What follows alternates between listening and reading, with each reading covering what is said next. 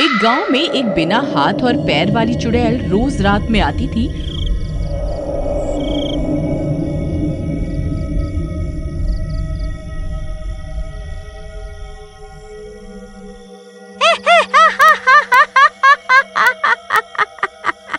और एक औरत को अपने मुंह में दबा कर ले जाती थी। हर रोज एक ना एक औरत गायब होती जा रही थी, पर ये सब कौन कर रहा था, ये किसी को समझ नहीं आ रहा था। अरे भाई, तुम्हें पता है परसों रात को हरिया की पत्नी गायब हो गई। अपनी अपनी पत्नियों को संभाल कर रखना। हाँ भाई, सही बात है। चाहे हमारी पत्नियां हमें चाहे कितना भी दुखी करें, आखिर हैं तो हमारी पत्नियां ही। पर एक बात समझ नहीं आई, ये हरिया की पत्नी कहाँ गायब हो गई। अरे भाई, मुझे तो लगता है कि हरिया से दुखी होकर कहीं खुद ही तो मायके नहीं भाग गई। हो, तभी तो कभी कभी अपनी पत्नियों की सेवा भी कर देनी चाहिए, जिंदगी में शांति बनी रहती है। फिर वे दोनों अपने घर चले जाते हैं। अरे ओ निर्मला, जरा मिठाई तो खिला दो। अरे, आपको मिठाई खाने से मना किया है ना डॉक्टर ने। इतनी मिठाई खाओगे तो जानते हो ना क्या होगा। अरे क्या होगा, मिठाई खत्म हो जाएगी और क्या। आपको तो जब देखो मजाक सूझता रहता है। आपको पता है बेचारा हरिया बहुत परेशान है। उसने अपनी पत्नी को कहां कहां नहीं ढूंढा, पर उसका कोई पता नहीं चला। फिर रात हो जाती है और डरावनी डरावनी आवाजें आने लगती हैं।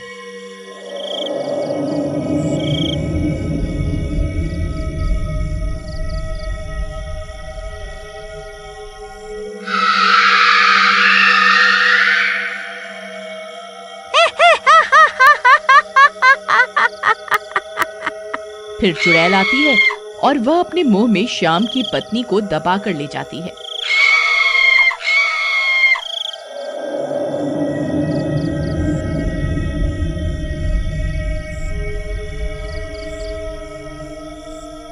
अगली सुबह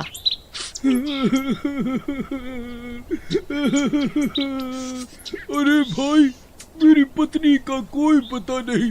रात में तो मेरे साथ ही सोई थी, पर सुबह देखा तो वो घर पर थी ही नहीं। मैंने उसे हर जगह ढूंढ लिया।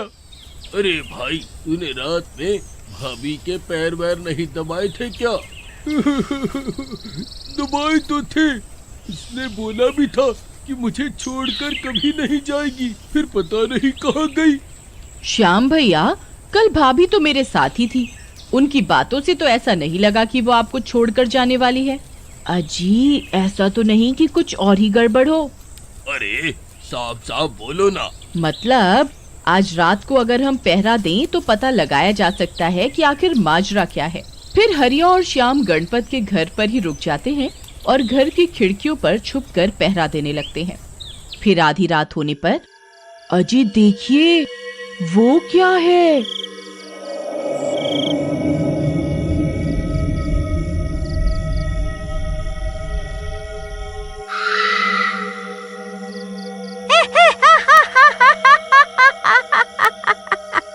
हवा में ये क्या उड़ता हुआ जा रहा है।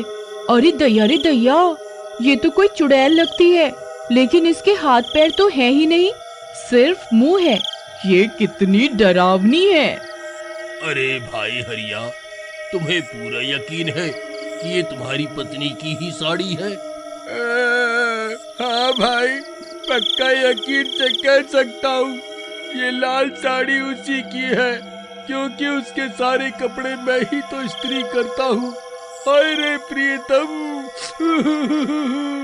लो, सीखो कुछ हरिया भैया से, निकम्मे कहीं के। फिर इतने में वो चुड़ैल उन सब की आवाजें सुनकर उन्हें देख लेती है और उसी घर के बाहर खिड़की के पास आकर हवा में रुक जाती है।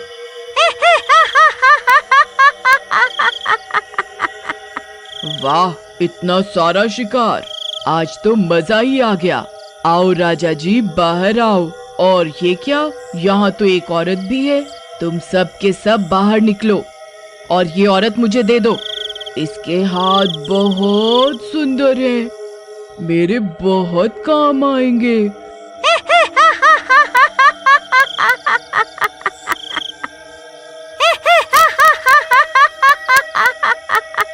अच्छा, अभी रुक, तुझे अभी बताती हूँ। फिर निर्मला एक मशाल को जलाती है और खिड़की से बाहर की ओर उस चुड़ैल के सामने कर देती है। ले आ, अब डाल बुरी नजर मेरे पति पर। ये सिर्फ मेरे राजा जी हैं, तेरे नहीं। चल जा यहाँ से, नहीं तो इसी आग से तुझे जला दूंगी। अरे अरे अरे ओ पागल औरत, ये क्या कर रही है? फिर वो चुड़ैल वहाँ से चली जाती है। अरे वाह भाई निर्मला, आज तो तुमने बचा लिया। ये कितनी खतरनाक थी, तुम तो बड़ी साहसी निकली। लेकिन हमारे गांव में चुड़ैल कहाँ से आ गई? इसका मतलब गांव की औरतों को इसी ने गायब किया है। हाँ, लेकिन अब हमें बहुत चौकन्ना रहना होगा और ये पता लगाना होगा कि ये लोगों को उठाकर कहाँ ले जाती है। फिर अगली सुबह सब गांव वालों को पता लग जाता है कि गांव में चुड़ैल का साया है और वो लोगों को उठाकर ले जाती है। वे सब बहुत डर जाती हैं। हे भगवान, ये चुड़ैल मेरी पत्नी को भी उठा कर ले गई। फिर सब लोग वहाँ जमा हो जाते हैं। अरे भाई, क्या हुआ? अरे देखो ना भाई, कल चुड़ैल आई और मेरी आंखों के सामने ही मेरी पत्नी को मुंह में दबा कर ले गई। अब क्या करें? इसका कोई ना कोई उपाय तो निकालना ही होगा। ऐसे तो ये हमारा सारा गांव ही खाली कर देगी। मेरे पास एक तरकीब है ये सब पता लगाने की। फिर सब गांव वाले मिलकर एक नकली पुतले को साड़ी पहनाकर घर के आंगन में लिटा देते हैं और खुद छिपकर देखने लगते हैं। निर्मला, तुम्हारी तरकीब तो काम करेगी ना? उसे पता तो नहीं चलेगा ना कि ये नकली है? आप तो ऐसे कह रहे हैं जैसे वो मेरी अम्मा लग रही है, जो उसके बारे में मुझे सब पता होगा। रुकिए जरा, अभी देखते हैं वो बेवकूफ बनती है या नहीं। अच्छा भगवान, इतना गुस्सा क्यों करती हो? फिर आधी रात होने पर चुड़ैल वहाँ आ जाती है और यहाँ वहाँ अपने शिकार को ढूंढने लगती है।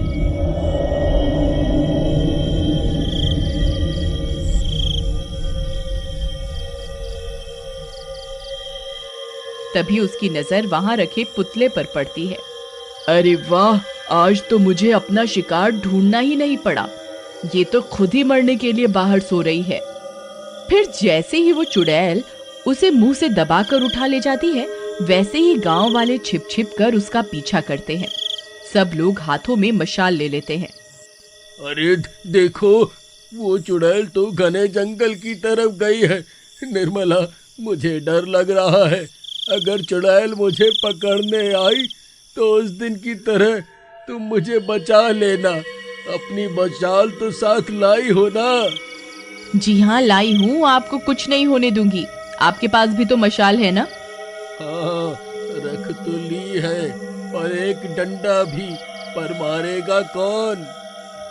ऐसे समय पर भी मजाक। चलिए, नहीं तो ये आपकी चुड़ैल रानी आगे निकल जाएगी राजा जी।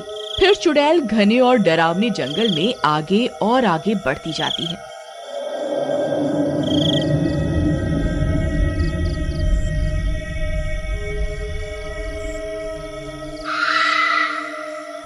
और एक बहुत बड़े और पुराने बरगद के पेड़ के पीछे चली जाती है। वहां बहुत अंधेरा होता है। सब लोग डरते डरते आगे बढ़ते जाते हैं।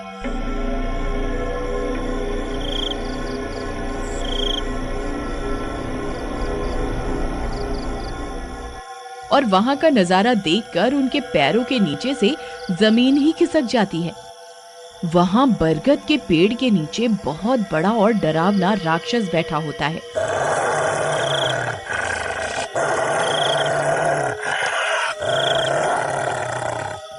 अरे ये क्या है? ये तो बहुत ही खतरनाक और बड़ा राक्षस है। अब हम क्या करेंगे निर्मला? हम तो एक ही चुड़ैल समझ रहे थे। ये तो एक के साथ एक बड़ा राक्षस फ्री में ही मिल गया। अरे निर्मला, मर गया रे।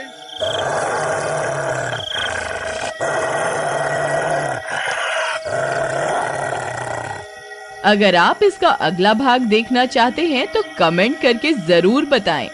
Thanks for watching.